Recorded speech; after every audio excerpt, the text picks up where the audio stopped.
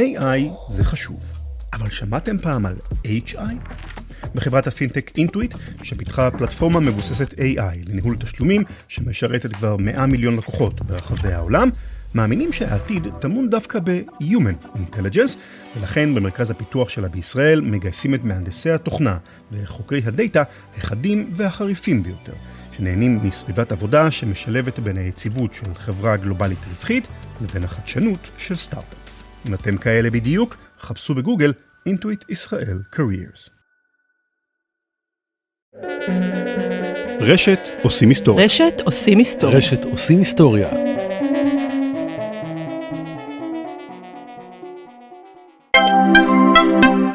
הפרק בחסות מדע-טק חיפה, המוזיאון הלאומי למדע, טכנולוגיה וחלל, המזמין חברות הייטק וטכנולוגיה לקחת חלק בתערוכת דיג'יטל מי שתתקיים בקיץ 2018. בקיץ הקרוב תעלה במוזיאון הלאומי למדע ולטכנולוגיה תערוכה חווייתית ראשונה מסוגה בעולם. תערוכה שתעסוק בזהות הדיגיטלית האישית שלנו בעולם הווירטואלי. המבקרים בתערוכת דיג'יטל מי יוכלו להתנסות בטכנולוגיות ומיצגים השופכים אור על שאלות של יצירתיות, קהילתיות, ביטוי אישי ותוכן מותאם בעולם הווירטואלי, כמו התנסות עם טכנולוגיות זיהוי פנים, מציאות מדומה, פרופיילינג ועוד. מדע-טק מזמין חברות המפתחות טכנולוגיות בתחומים הקשורים לתערוכה להציג אותן בפני המבקרים, למעלה מ-300,000 איש, ולקחת חסות על האירוע. חברות המעוניינות בפרטים נוספים מוזמנות לפנות אל נוגה צימרמן, מנהלת פיתוח המשאבים והשיווק, בטלפון 054-4474-909 או במייל noga.zimmerman@madatech.org.il. מספר הטלפון והמייל מופיעים גם בבאנר של המדע-טק באתר של עושים היסטוריה. ranlevy.com. שלום וברוכים הבאים לעושים היסטוריה. פרק 235. השקיה בטפטוף. פרק מיוחד של WaterLine. Stand by to receive our transmission. Stand by to receive our transmission. Wait a minute, Doc. Are you telling me you built a time machine? עושים היסטוריה עם רן לוי.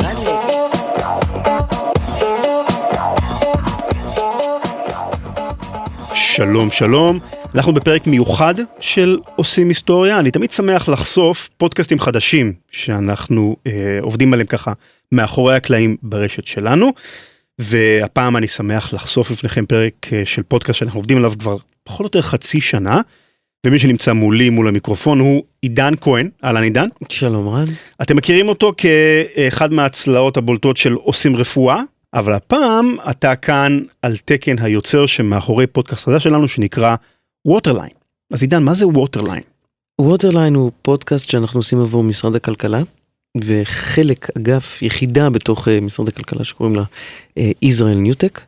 בראשה עומד איש בשם עודד שלדעתי, אני לא חושב שהוא יציר על זה בעצמו, הפך את קידום טכנולוגיות המים הישראליות למטרת חיים.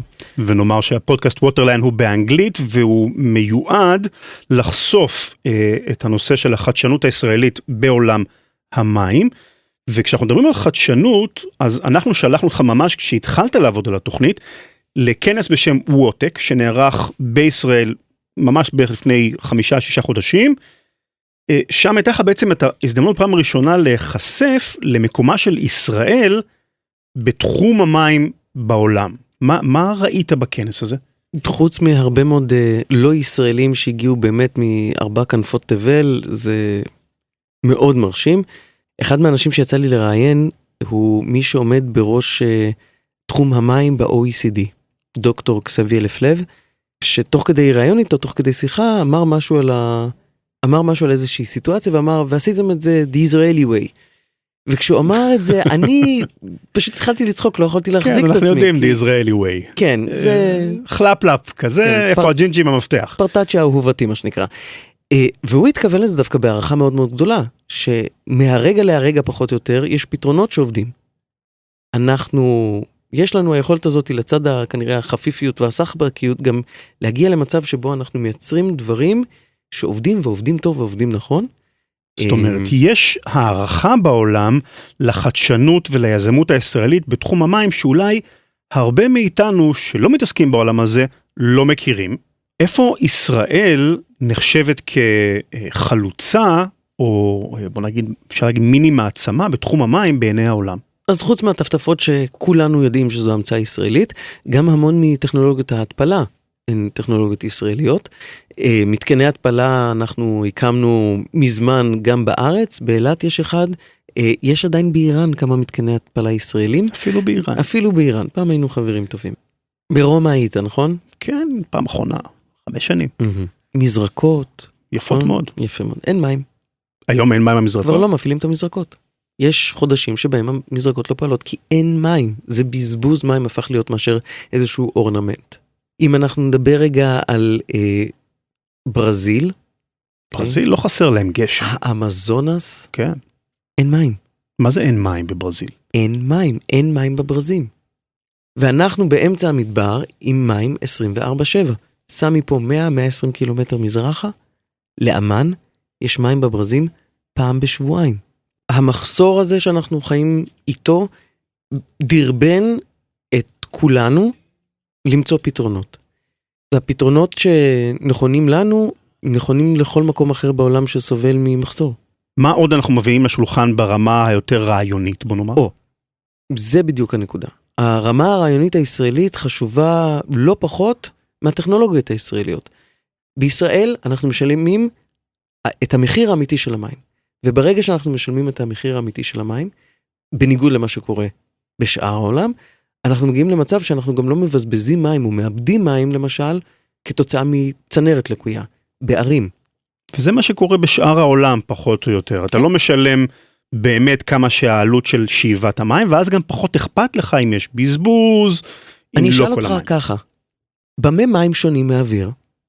זה זכות קיום, נכון? נכון. העניין הוא שלהפיק את המים ולהוליך את המים, זה מה שעולה לכסף, ועל זה צריך לשלם.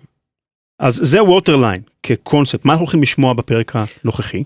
אז דיברנו על ההמצאה הישראלית בערך הכי מפורסמת בתחום המים, וזה הטפטפות. נושא שהרבה מאזינים ביקשו ממני לגעת בו לאורך השנים. שנות ה-60, נטפים מוקמת, קיבוץ חצרים בעצם הביא לעולם את בשורת ההשקיה בטפטוף. עד היום בעולם, רוב השדות החקלאיים מוצפים. השקיה בהצפה, טכניקה עתיקה מאוד של השקיה, עוד כבר אלפי שנים בעבר. נכון. הבעיה היא שאתה מאבד בין 40-60% מהמים לאידוי. הם לא מגיעים לצמח. השקיה בזבזנית מאוד. מאוד. ברגע שאתה משתמש בטפטוף למשל, בהשקיה בטפטוף, אתה מוריד את כמות המים שאתה משתמש בה בחצי, מכפיל את היבול. זאת אומרת, הבשורה שבטפטוף היא מטורפת. איזה נושאים נוספים אתה נוגע בהם בסדרה כולה? אז זהו, בעונה הראשונה של WaterLine אנחנו ניסינו לקחת איזה 360 סביב המים, אז דיברנו על טפטוף, אבל גם עניינים של התפלה. דיברנו על העובדה שאנחנו משתמשים ב-90% מהמים המושבים, אז בכלל כל הטיפול במי ביוב, מה זה אומר? יש לנו פרק מאוד מעניין על פוליטיקה, על מלחמות שבבסיסן מים, ואחד הדברים שלדעתי הוא הכי חשובים, או הכי מעניינים, או הכי מכולם, זה הקטע של יזמות טכנולוגית במים.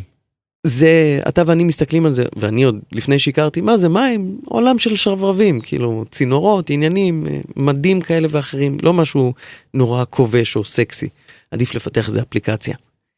אבל דווקא פה, וסליחה על הביטוי, יש בעולם המים צמא מאוד מאוד גדול לאותם יזמים שמפתחים טכנולוגיות מבוססות ביג דאטה, מבוססות דאטה בכלל, לעולם המים, משהו שיכול לטייב ולשפר את כל התהליכים. אז אם אתם, גם יש לכם את הרוח היזמית, אני חושב ש-WaterLine, אם תקשיבו, זה ייתן לכם המון השראה לפתרון בעיות שהן בעיות אקוטיות בעולם בכלל. אז תודה רבה עידן, אנחנו נשמיע מיד את הפרק על השקיה בטפטוף.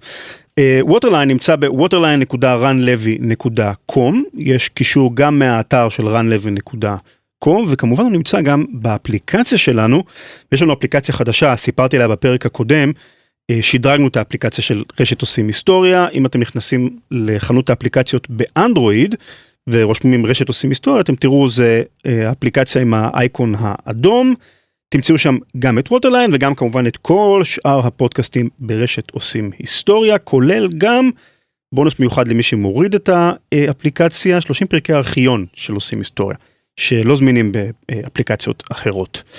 ועוד דבר, בסוף הפרק תוכלו לשמוע רעיון מיוחד שערכתי עם ניל בר, מי שעומד מאחורי דף הפייסבוק המצליח היסטוריה גדולה בקטנה, על ספר חדש שהוא כותב על סיפורה של ספרטה, העיר והתרבות היוונית, ובפרט נדבר ברעיון על מערכת החינוך הספרטנית. יש שם הרבה דברים מעניינים. זה כאמור בסוף הפרק. אז תודה רבה לך עידן, אנחנו נאחל לכם האזנה נעימה. Produced by PI Media.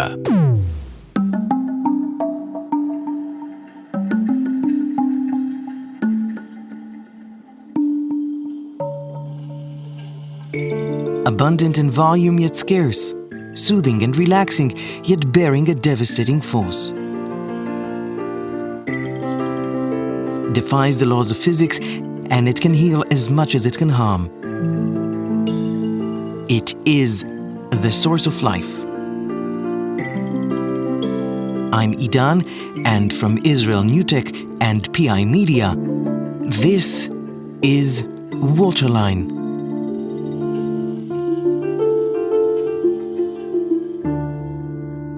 Welcome back to WaterLine. Oded, Yes. on the way here, I saw something and I took a picture. Okay? Now it is radio, but I would like you to describe what is it that I'm showing you now.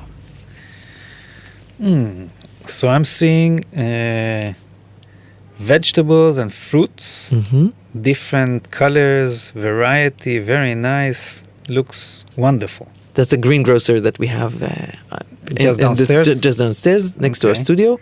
Now, it's nice the way that you zoomed in. You can see the famous sabres and bananas and carambola and beautiful pomegranates and mango and two things that kind of caught my attention. Avocados and pineapples. Yeah. And I don't know if you can see it, but it says on the pineapple, made in Israel. What? I need to see. This is why I stopped and took this photo. I guess that a lot of people can point Israel on the map, and they can, if they do that, they know that we are in a region that is called semi-arid, which means that we don't naturally have a lot of water. Yes. And that the rainfall in Israel varies, and we're not, you won't Not see, blessed. not that blessed. But we have Israeli pineapples and tomatoes, which are what, 95% water content? It's all Israeli produce. Yes. How is that possible? So agriculture in Israel is relatively a new sector, meaning new 150 years or so. But nomadic people and people who lived in Israel throughout the centuries were always farmers.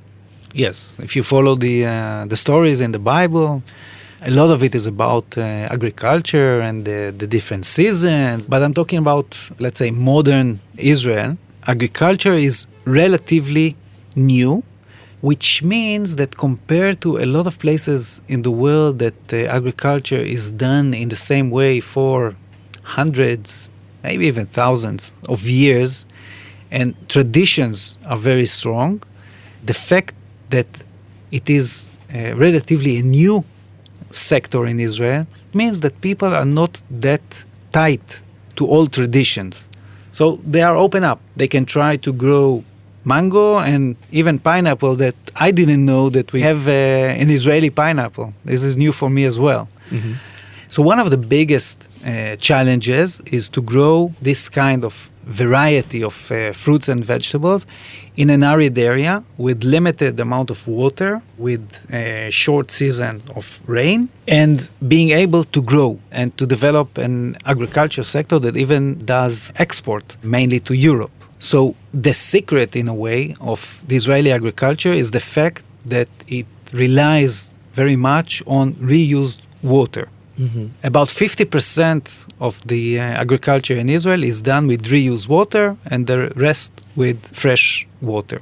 So it's a very reliable source of water for farmers, and farmers need to have a reliable source. But still, the Israeli farmers are not complacent. They're not wasting this water. There is something about the way we irrigate in Israel Yes. that is different. Yeah. Drip irrigation is a fundamental tool in the way farmers irrigate their crops. Drip irrigation. Coded Distel, head of Israel NewTech, calls this technology fundamental for Israeli farmers. Moreover, it is a source of national pride. Ask any Israeli, and he will proudly say drip irrigation is an Israeli invention. And on the technological side of things, it makes a lot of sense, as you will hear in the following interview. I've asked to speak with a representative of Netafim, the company that invented, in the mid-1960s, the technology that drives the water directly to the plant's roots. Throughout the years, competing manufacturers began to replicate and innovate, and yet, the birth of this technology was in a small kibbutz in the Negev desert. My first question was supposed to be about the inventor, Engineer Blas, and about the invention itself.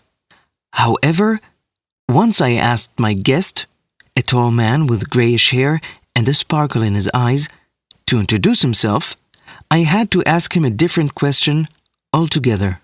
My name is Nati Barak. I'm Chief Sustainability Officer of Netafim. You have a very interesting title. What does it mean? You know, technically, I'm responsible for 3 pillars in Netafim. Corporate governance, which is the way that we conduct our business, social responsibility, and caring for the environment. But for us, especially caring for the environment is basically the essence of our business. We define our business as sustainability, but the platform that we are using to achieve sustainability for the planet is drip irrigation. We introduced drip irrigation to the world more than 50 years ago, and it came out of necessity. Kibbutz Hatzerim was a small farming community in the Israeli Negev desert, and we were struggling, trying to grow crops in very poor soil, high salinity soil, and not enough water. And it was tough. And then we met in 1965, we met Simcha Blas, an engineer who invented drip irrigation. And we thought that this was going to be the answer to our immediate needs, growing crops in the desert with limited amount of water. And it turned out to be an answer to the global challenges for the planet. Who is Simcha Blas? Simcha Blas was an Israeli engineer that basically was involved in every water project in Israel before the creation of the state and a few years after. And he told the story, and I heard it from him, that he visited a friend and he saw a very interesting thing. He saw a fence of trees. It was obvious that all the trees were planted at the same time. They were the same type of tree, but one of them was exceptionally bigger than the others. And he wanted to find out what was the reason for that. So he went closer and he saw that a metal pipe that was delivering water to the house had a crack in it. And it was dripping slowly, drop by drop, next to that tree. A specific one out of the row. And that specific tree became the biggest in that row of trees. Now he saw that on the surface there was just a small stain of moisture. But when he started digging into the ground, he saw kind of what we call today a bulb or an onion shape, where the water is becoming wider and wider and wider, the moisture below the soil surface. And all the roots were concentrating in that area. And this was the reason that that tree was much bigger than the others. Basically, just delivering the water in small amounts directly to the roots result in better growth of the plant or of the specific tree. Okay, let's get specific. What are we talking about? Numbers. You know, it's amazing. The results of using drip irrigation, it can vary. I can say in very general terms, you can save half of the water and double the yield. In some cases, you save 25-30% of the water and you increase the yield by 30, 40, 50%. In some places, it is different. How come it's not standard? The results, the yields, are not standard depending on climate conditions, on soil, on crop, on the nutrients that you are applying, on the specific conditions, on that specific growing season, and so on. It also depends what you are comparing it with. Are you comparing it with no irrigation at all, what we call rain-fed? Are you comparing it with flood irrigation? Or are you comparing it with sprinkler irrigation? We measure efficiency of an irrigation method. Usually we say that drip irrigation is, let's say, 95% efficient, meaning that 95% of the water and the nutrients that you are applying will get to the plant, and 5% will get lost, either by still some evaporation, very little, or some will not get to the roots. On the other side, you have flood irrigation, which is the least efficient irrigation system. And we used to say that efficiency of flood irrigation is between 40% to 60%, meaning that 40% or 60% of the water will get lost. Now, the problem is that while using flood irrigation, you are also mixing it with fertilizers, with chemicals, with nutrients, and so on. Now, because of the efficiency rate, you lose 50% of it, and you contaminate riverbeds, soil, aquifers by pumping water, mixing it with fertilizer, applying it through flood irrigation, and then 50% of it ends up back in the aquifer, but with contaminates. And with drip irrigation? With drip irrigation, with nutrigation, since 95% efficiency, every drop of water that you apply goes to the roots, to the plant. And that would not contaminate the aquifers? This will not contaminate the aquifers. You sound very confident. You know, I'm confident. You know, you say the proof is in the pudding. I'll tell you a nice story. When we just started Netafim in my kibbutz, in kibbutz Chatzerim, the first year we used drip irrigation on our orchards. We used to grow peaches, pears, and apricots. And first season, we almost doubled the yield with half the water. So the farm manager came to us and said, guys, we are going to keep it a secret.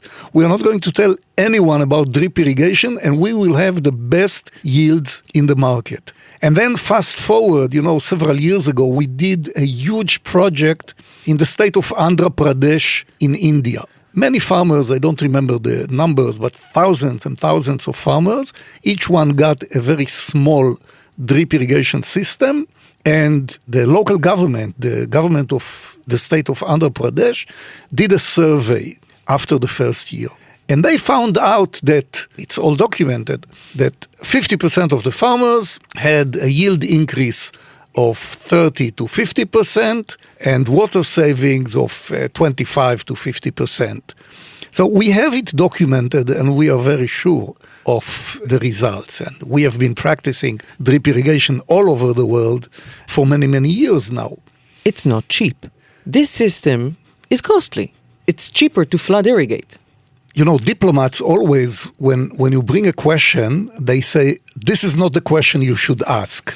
So you shouldn't ask me whether the system is expensive or not. Mm-hmm. Let's talk about return on investment. Okay. True. The system is more costly than just using rain-fed. We had a project, we call it community irrigation in India, in the state of Karnataka. Thousands of farmers, each one bought a system for $500. But it's $500, which and is the annual income. It's much more than the annual income. So it is a lot of money. Now the government realized that this is an agent of change for the region, the state government. So the government subsidized 50% of the system. The government did it out of the positive and the negative things. The negative was water scarcity and energy scarcity. They had to come with an answer to the water challenge in that region. And they found out that drip irrigation is the answer. Still, the farmer had to pay $250, which is a lot of money for them. But the government, with us, with international aid agencies, worked with local banks to provide microfinancing. So the farmer went to the bank, we helped with the paperwork and everything, and got a loan of $250.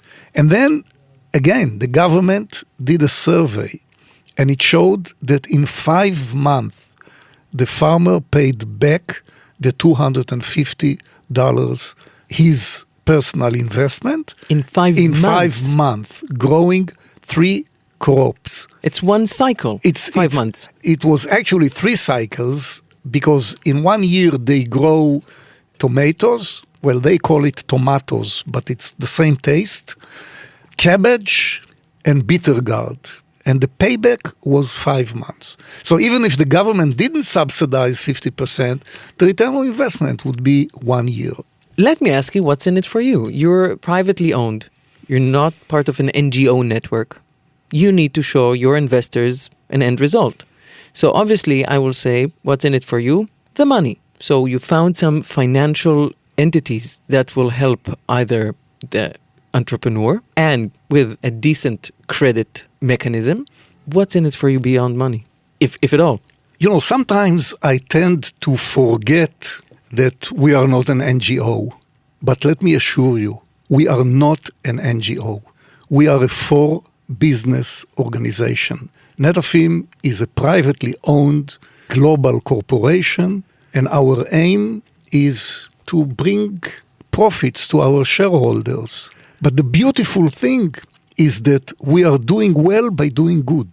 We are doing good things to the planet, and this is our business. This is how we make our profit.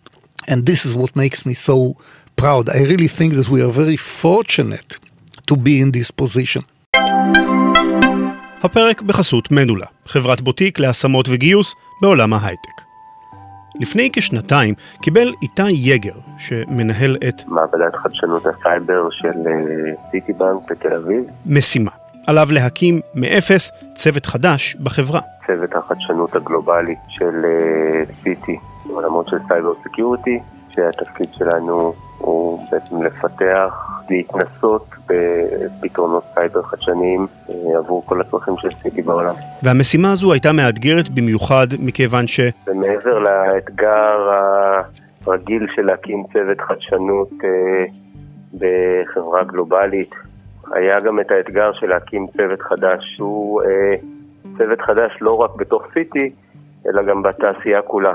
זאת אומרת, אין צוותים דומים שהיה אפשר להגיד שאנחנו ניקח ונעשה מהם copy-paste, והיה צריך לבוא ולהגדיר איזה סוג של אנשים אנחנו מחפשים. למזלו של איתי, הייתה לו עזרה מבחוץ, מדולה. ובעצם מדולה היו שותפים די קרובים לתהליך הזה מההתחלה, של לבוא ולהבין ולזקק את ההגדרה של איזה אנשים אנחנו מחפשים, מאיזה רקע הם מגיעים, ולבנות את הצוות.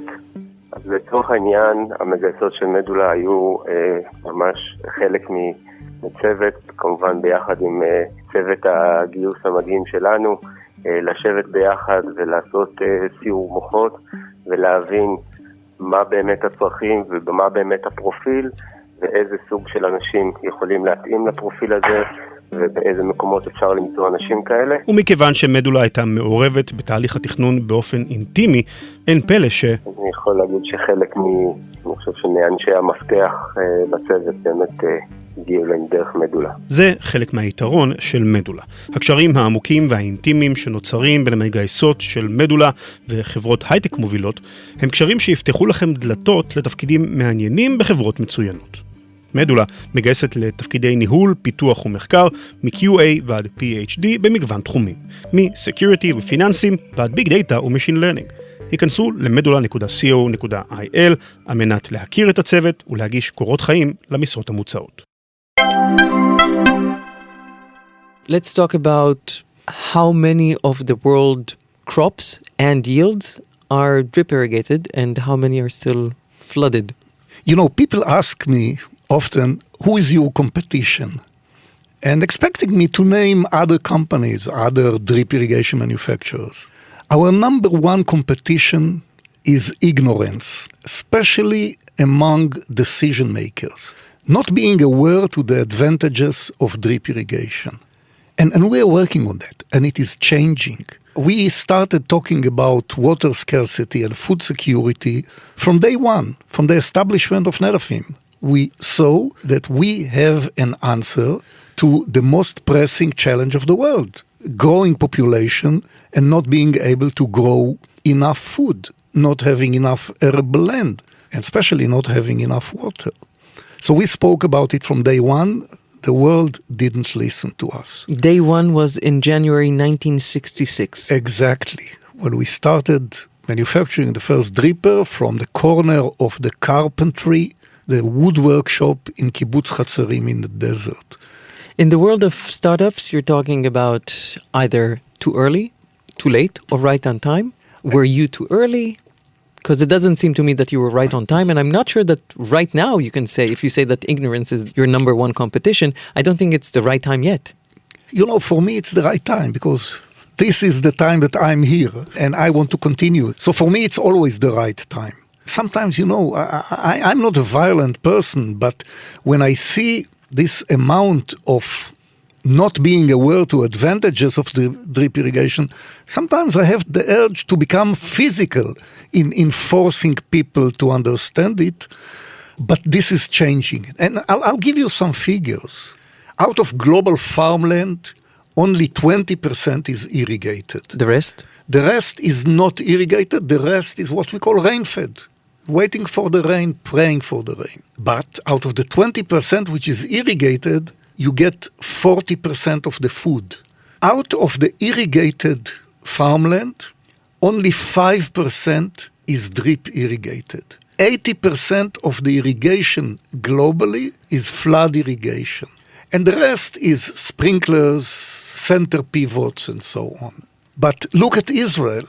In Israel, 75% is drip irrigated.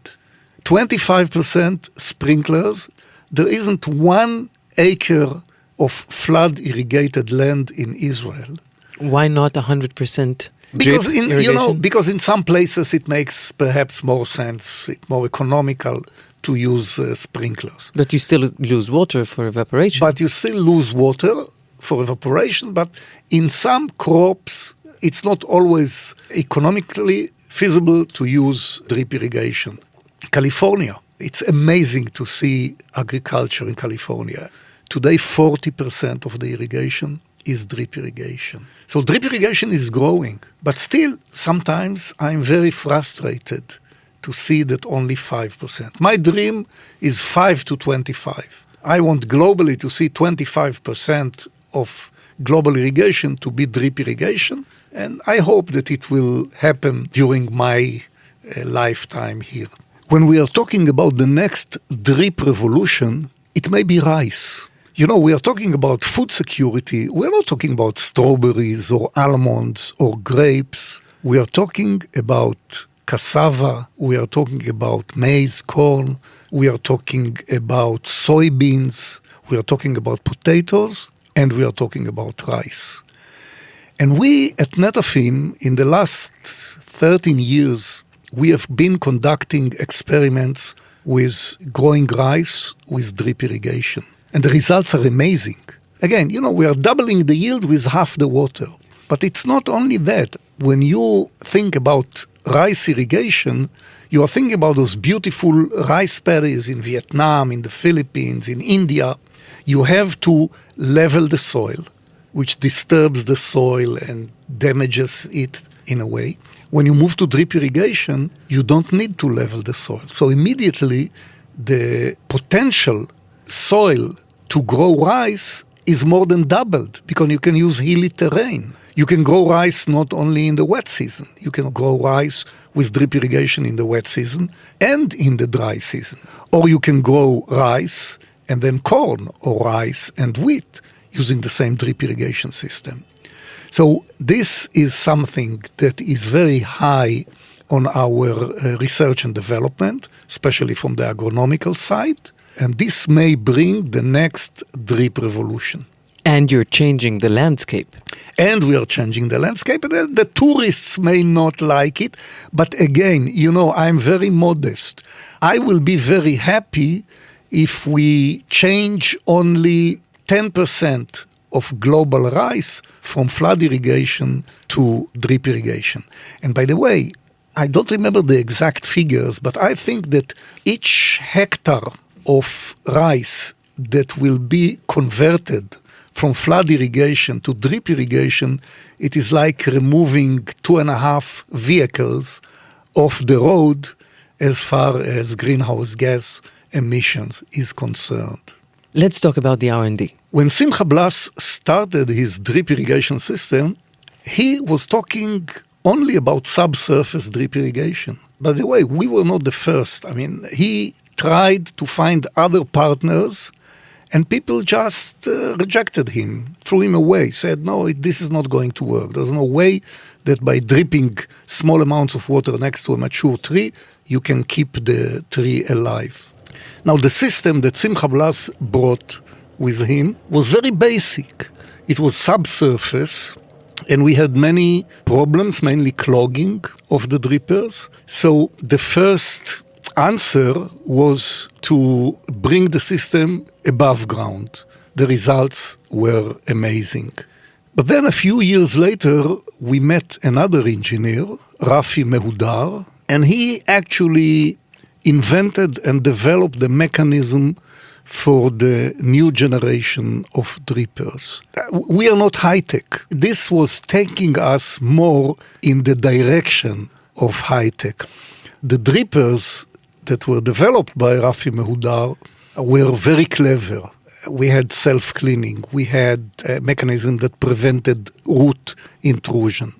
The drippers were pressure compensated, which meant that regardless of inlet pressure, whether you are close to the water source or far away from the water source, down the valley, up the hill, you'll get exactly the same flow rate, the same amount of water. How do you do that? By building a very unique mechanism that includes a very specific structure of the dripper and a very accurate membrane in the dripper. So you're talking just about the end node. You're not talking about nothing about big infrastructure, a big pump, anything like that. Just a small thing size of a penny.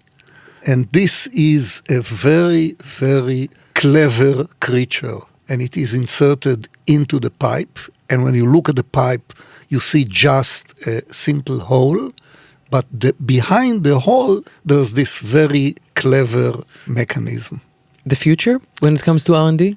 The future of our R&D for us is in 3 directions.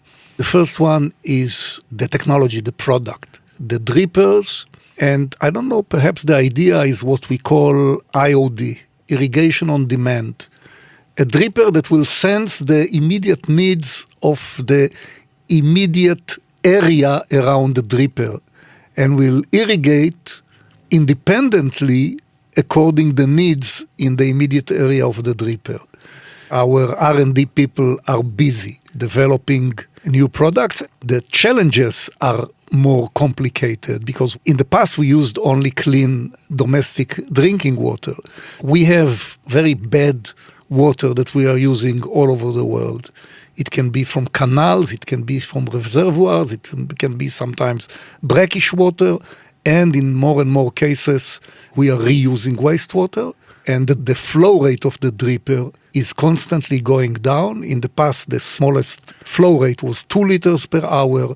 Today, we have 0.5 liter per hour, and no clogging. Because of technology, we can overcome clogging with lower rate of flow. And more we are returning to what we call SDI, subsurface drip irrigation. So the technology, R&D in the technology is advancing all the time. But at the same time, we have R&D in our agronomy, going to new crops like alfalfa, like rice. Sugarcane has become our number 1 crop globally. For drip irrigation? For drip irrigation. So R&D is not just the product, it's also the application, the audience, you may say, the crops that we are talking to through our dripper lines. And there's another one, the manufacturing process is also something which is very important to achieve accuracy and efficiency in our manufacturing process. Why are you here today? You, Nati. Why are you here? You know, I look back, I'm 73 years old today, and I was very young when in my teens, when I started dreaming about joining a kibbutz, joining a farming community, and specifically I was dreaming about the southern part of Israel, the Negev desert. And I can't really tell you what was more influential, looking for values, trying to find a way where I can make my life more meaningful, or dreaming about the adventure of driving a tractor in the wide fields in the desert. And I can tell you that sometimes it was the tractor and sometimes it was the values, and combined together I found myself in kibbutz Hatzerim in the desert. I'm talking about socialistic values of a kibbutz, but you know, I think that the pendulum is leaning back into sharing things. People are talking about building a social network of sharing cars. And you go to New York, you go to the basement of the building, to the parking area, and you see zip cars, and it is for the use of the people, of the community. This is how it works in the kibbutz from day one. At the beginning, we had only one car, so not much to share. But today we have hundreds of cars, and I have a company vehicle that was given to me by the company, but when I'm not using it, I'm returning it to the pool, and anyone in the kibbutz can use it. So by some kind of mixture between coincidence and values and ideology, I found myself in kibbutz Hatzerim. And then a year later, we established Netafim. So I find myself in the General Assembly raising my hand for the establishment of Netafim. In 1981, I went to California to establish Netafim USA. And today, 36 years later, when I drive in California, I am amazed with the progress of Netafim and drip irrigation and the miracles that it does for farmers. I always say that our main competitor is not being aware to the advantages of drip irrigation. So I'm here because I see myself as an evangelist of drip irrigation.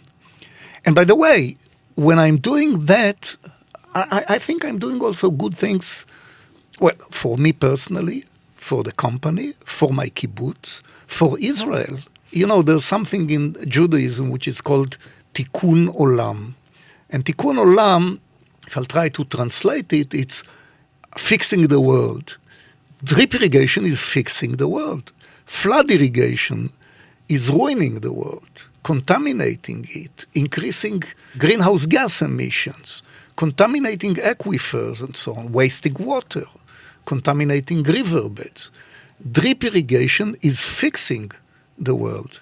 So as far as you are concerned, you're here today as an evangelist, and you don't really care if it's Netafim or any other company which is one of your global competitors. For you, the main reason is go on, stop flooding, start dripping.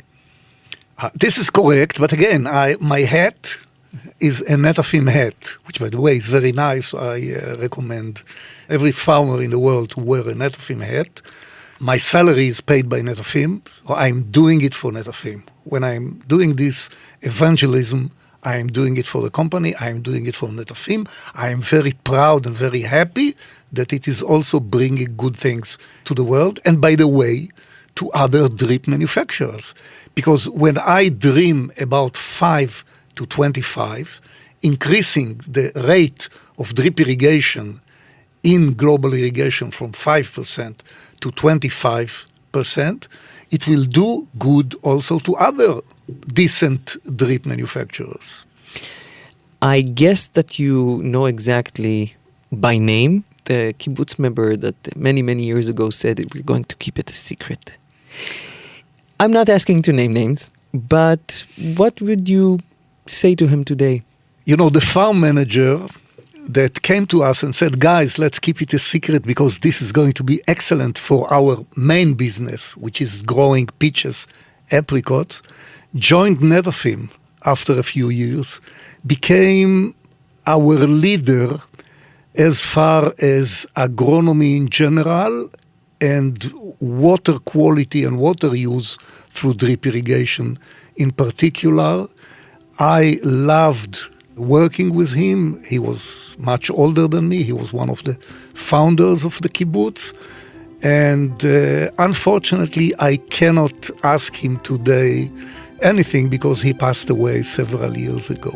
But what will you tell him about your 5 to 25? I would tell him that I'm sharing his dream because it was also his dream to facilitate the use of drip irrigation in new territories, in new crops, and he did it from the professional side, from the agronomy and water quality. Nati Barak, Netafim, thank you very much. It's my pleasure. WaterLine is brought to you by Israel NewTech and is a PI Media production.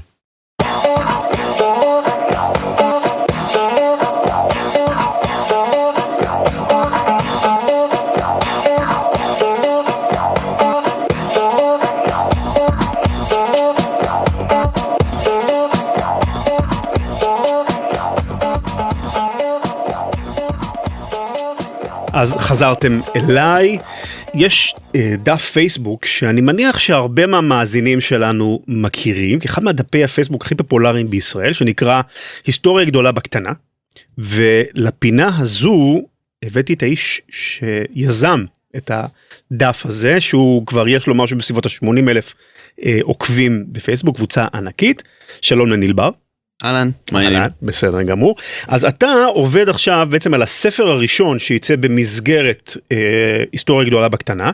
נכון. יש לך קמפיין Head Start, אז כחלק מזה שאני חושב שעושים היסטוריה חולקת הרבה מה-DNA של היסטוריה גדולה בקטנה, עם הרבה מאותם האנשים ואותו הרוח המנשבת, הבאתי לך כשאתה תספר לנו על הספר החדש הזה וקצת על מה שאנחנו לא יודעים כל כך לגבי ספרטה.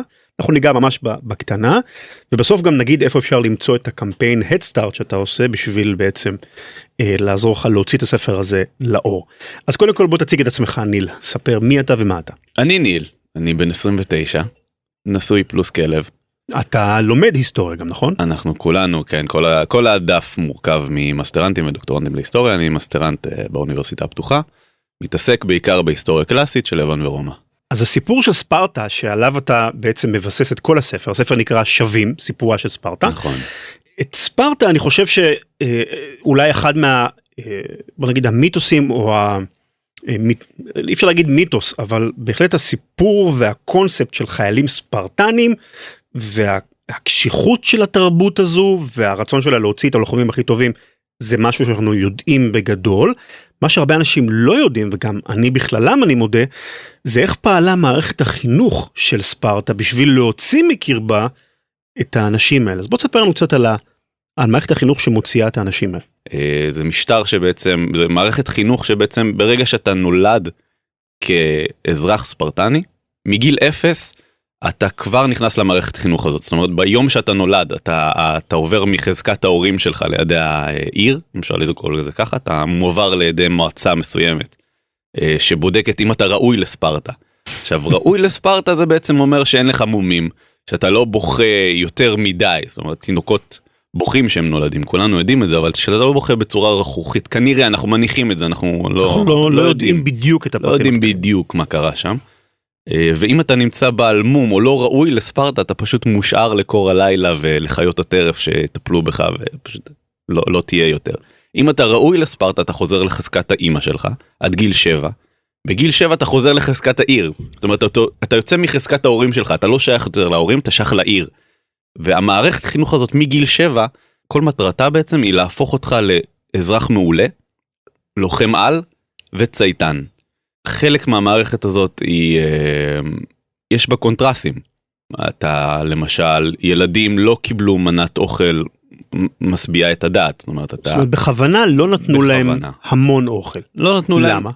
לא נתנו להם אוכל, קודם כל כדי להכשיר אותם באמת להתמודד עם הרעב, בשביל להקשיח את הגוף שלהם ולהפוך אותו ראוי למסעות צבאיים למשל. ברגע שאתה רעב לאוכל, זאת אומרת, אתה לא מקבל מספיק אוכל, אתה מעודד במרכאות, וזה היה מין סוד גלוי, שאתה אמור לקחת את עצמך ולגנוב אוכל, ללכת לאיזה חווה ליד ולגנוב מהשכנים שלך אוכל.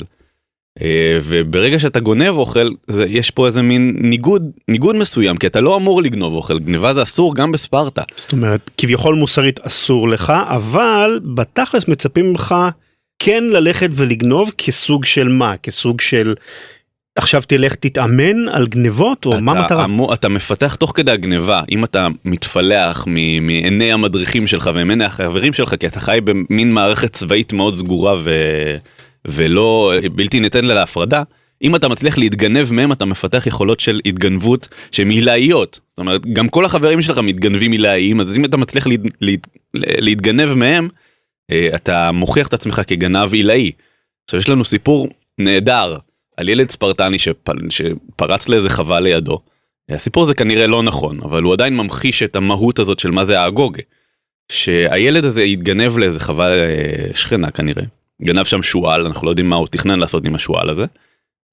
הוא גנב את השואל ותפס אותו המדריך שלו.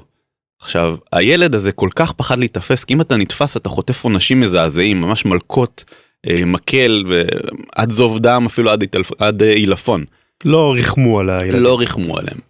והילד הזה כל כך פחד להתאפס, שהוא העדיף להחביא את השואל הזה מתחת לגלימה שלו, ולתת לשואל הזה לקרסם את הבטן שלו עד ממש איבוד דם ומוות, ככה מספרים לנו לפחות, מאשר להתאפס. טוב, החינוך הזה נשמע כמו פשוט טירונות החל מגיל 7, פחות או יותר. משהו כזה. טירונות שאולי אפילו אנחנו היינו מסתכלים עליה כטירונות קשה. כן, הטירונות שלנו בסיירת מטכ"ל זה סוג של כלל צה"לי כזה, לעומת מה שהם עברו. וזה עבר עד גיל 20.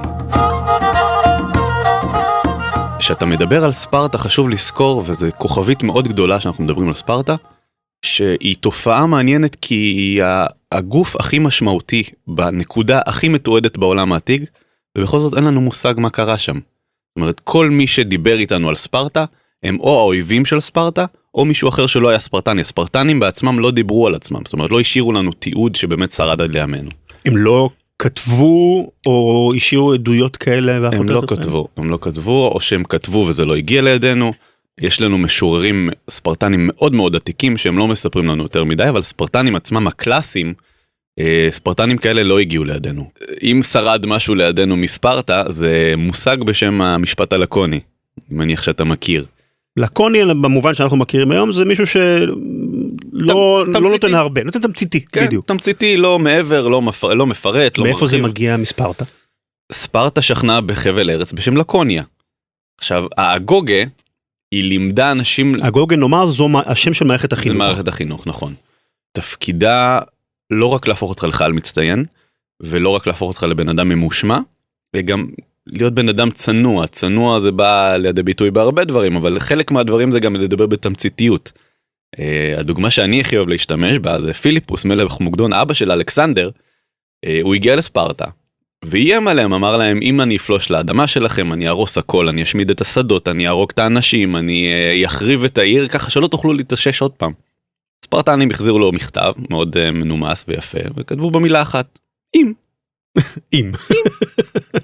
הם ידעו להשתמש בתמציתיות. תמציתיות, פר אקסלנס. זה ככה הגיע אלינו משפט לקוני בעצם. אז אוקיי, מה עוד נמצא בספר? מה עוד אתה מספר לנו בספר? אנחנו מדברים בעצם על ספר שמכסה כמעט 1000 שנות היסטוריה ספרטנית. אנחנו מתחילים בעצם בבריאת העולם, אבל אם אנחנו מדברים על ממש היסטוריה סלש מיתולוגיה, אנחנו מתחילים ממש בסיפור טרויה, מהיום שאלנה היפה, אלנה הייתה מלכת ספרטה, מי שלא זוכר. היא נחטפה לטרויה.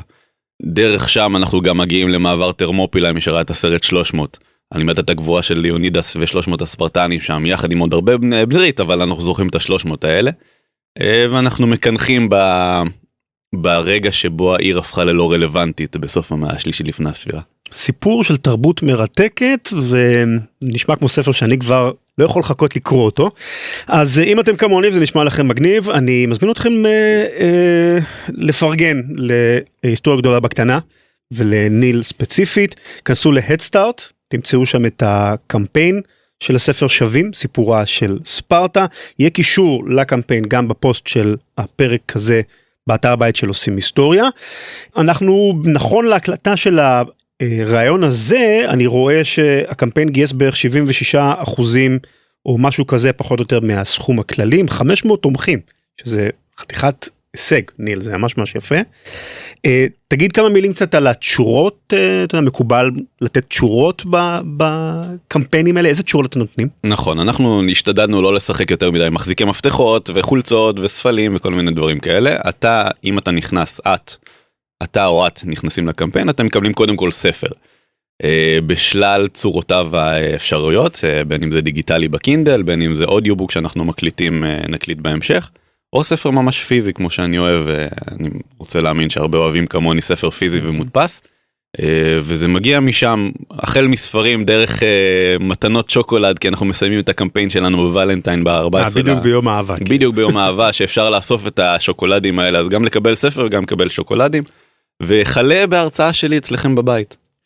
טוב, אז יום האהבה, אז כשזה מסתיים, אז זה לא הרבה, זאת אומרת, זה מדובר, הפרק הזה כנראה יוצא תחילת השבוע, ולאיפשהו לקראת אמצע סוף השבוע והקמפיין מסתיים, אז אין לכם הרבה זמן. לכו תראו קצת אהבה על היסטוריה גדולה בקטנה, ליום האהבה. אז ניל, המון המון בהצלחה, אני כבר לא יכול לחכות לקרוא את הספר. גם אנחנו לא, תודה רבה. בהצלחה. תודה.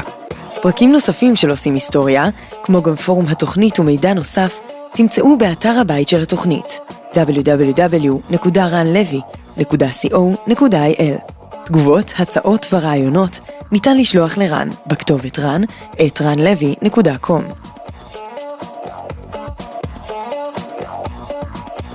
In this house we obey the laws of thermodynamics.